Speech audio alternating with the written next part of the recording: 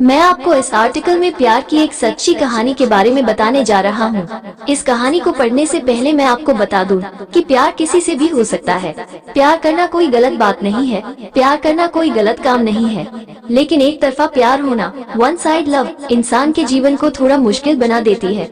जब प्यार दो इंसानों के बीच दोनों तरफ से हो तो उनका रिलेशनशिप रोमांटिक होने के साथ साथ जीवन भर चल सकता है। मुझे एक लड़की बहुत पसंद है जो कि मेरे ननिहाल के पड़ोस में रहती है। हम दोनों की उम्र लगभग 21 साल है। हम दोनों एक दूसरे को देखते हैं, लेकिन कभी हमारी बातचीत नहीं हुई। हालांकि मुझे लड़कियों से बात करने में डर लगता है। इस कहानी के दो अहम किरदार हैं। ये बात उस समय की है जब यश स्कूल में पढ़ाई करता था। तब यश अपनी छुट्टियां बिताने अपने ननिहाल गया हुआ था। शहर के पास ही एक गांव में यश का ननिहाल था। उसके नाना जी के घर के ठीक सामने पिया नाम की लड़की रहती थी। उस समय उन दोनों की उम्र लगभग 11-12 साल की थी। पिया होली के दिन वो चुपचाप घर के अंदर बैठी थी। शायद उसे होली खेलना पसंद नहीं था। तभी उसके पिताजी ने उसे कोई काम से बाहर भेजा और जैसे ही वो घर से बाहर निकली तभी यश ने अपनी बालकनी से उसके ऊपर रंग से भरी बाल्टी डाल दी, जिस वजह से वो पूरी भीग जाती है। वो अपने आप को रंग में भीगी हुई देखकर गुस्सा हो गई और उस लड़के को गुस्से की नजरों से देखने लगती है। अब वो उस लड़के से बदला लेना चाहती थी। वो हमेशा उस लड़के को बदला लेने की नजरों से देखा करती थी। छानबीन करने के बाद पिया को पता चलता है कि यहाँ उस लड़के का ननिहाल है और वो यहाँ पर कुछ दिन बिताने के लिए आया है। पिया का और उस लड़के के नानाजी का घर एकदम आमने सामने था। वो लड़का हमेशा पिया को देखकर एक प्यारी सी स्माइल, मुस्कान देता था, जो कि पिया को बिल्कुल पसंद नहीं थी। पिया उस लड़के का नाम तक नहीं जानती थी। पिया उस लड़के को बिल्कुल भी पसंद नहीं करती थी। वो उसे अपना दुश्मन मानती थी। जब वो लड़का पिया को स्माइल देता था तब पिया बहुत ज्यादा गुस्सा हो जाती थी। फिर एक दिन वो लड़का पूरे दिन पिया को दिखाई नहीं दिया। पिया को बहुत खुशी हुई कि वो यहाँ से चला गया। फिर वापस कुछ महीने बाद यश अपने ननिहाल छुट्टियां बिताने आता है। यश ने दोबारा पहले की तरह पिया को देख के स्माइल दी, लेकिन इस बार वो गुस्सा नहीं हुई। शायद वो होली वाली बात को भूल गई थी। एक महीने की छुट्टी बिताने के बाद वो लड़का अपने घर चला जाता है। जब पिया को इस बात का पता चलता है कि यश अपने घर चला गया है तब उसे बहुत दुख होता है। वो अंतिम बार उसे जाते हुए देखना चाहती थी। अब वो उदास रहने लगी थी। यश हर साल अपनी छुट्टियां बिताने अपने ननिहाल जाया करता था। जब भी यश अपने ननिहाल जाया करता था तो वो पिया को देखता और उसे प्यारी सी स्माइल देता था।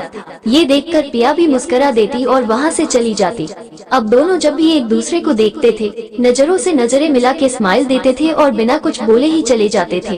अब पिया पुरानी बातों को भूलकर यश से प्यार करने लग गई थी। फिर कुछ महीने के बाद यश के नाना जी का देहांत हो गया तो वो अपनी मम्मी के साथ अपने ननिहाल जाता है। वो नाना जी की 13वीं तक ननिहाल में रुकता है। इसी दौरान पिया को पता चलता है कि उसका नाम यश है। पिया उसका नाम जानकर बहुत खुश होती है। वो एक बार उससे मिलकर बात करना चाहती थी, लेकिन दोनों मिलने से डरते थे। अब दोनों एक दूसरे को देखने के लिए बहाने ढूंढते थे। उसको देखने के लिए पिया कभी बाहर जाती तो कभी छत पर जाती। उन दोनों के बीच बिना कुछ कहे ही आंखों में एक रिश्ता सा बन गया। ऐसा कई साल तक चलता रहा। धीरे धीरे दोनों को एक दूसरे द्वारा देखना अच्छा लगने लगा। जब यश अपने घर के लिए चला जाता है तो पिया को महसूस होता है कि वो यश से प्यार करने लगी है। उसके जाने पर पिया का मन नहीं लगता था और वो पूरे दिन उदास रहती थी। कभी कभी तो उसे रोना आता था। वो इसी सोच में रहती थी कि यश कब आएगा, लेकिन समय के साथ साथ सब कुछ बदल जाता है। पिया और यश दोनों अपनी स्कूल की पढ़ाई पूरी करके कॉलेज में दाखिला ले लिए। पिया उसे बिल्कुल भी भूली नहीं थी, लेकिन दोनों के बीच ऐसा कुछ याद रखने लायक भी नहीं था। दोनों ने कभी मिलकर बात नहीं की, बस आंखों से बात होती थी। कुछ साल बाद फिर एक दिन अचानक पिया यश को देखती है। फिर वही पहले जैसा महसूस होता है। यश पहले से काफी बड़ा हो गया था और सुंदर भी दिखने लगा था। किसी समस्या की वजह से यश को अपने मामा जी के यहाँ लगभग 1 साल तक रहना पड़ा। उस 1 साल में दोनों को एक दूसरे से बेहद प्यार हो गया था, लेकिन वो कभी भी एक दूसरे को बोल नहीं पाए। सिर्फ आंखें मिलाकर ही दोनों अपने अपने प्यार का इजहार करते थे। उन दोनों को लगता था कि बोलने की जरूरत नहीं है। पिया ने अपना कॉलेज भी पूरा कर लिया था, लेकिन उसका अभी तक कोई बॉयफ्रेंड नहीं था। पिया यश को अपना बॉयफ्रेंड मानती थी। हालांकि बहुत से लड़कों ने पिया को प्रपोज किया था, लेकिन उसने किसी को भी हाँ नहीं की थी। वो यश के साथ चीटिंग नहीं करना चाहती थी। फिर एक दिन पिया को पता चलता है कि यश की सगाई हो गई है और वह जल्द ही शादी करने वाला है। ये सुनकर पिया को बहुत बुरा लगा और वो अंदर ही अंदर टूट गई। पर पिया के पास कोई ऑप्शन नहीं था। उसे ये भी पता नहीं था कि यश उससे प्यार करता भी है या नहीं। कुछ महीने के बाद यश की शादी हो गई, लेकिन पिया ने शादी नहीं की। पिया अभी भी यश से प्यार करती है, लेकिन वह उसे पाना नहीं चाहती थी। उसका प्यार किसी भी रिश्ते का मोहताज नहीं है।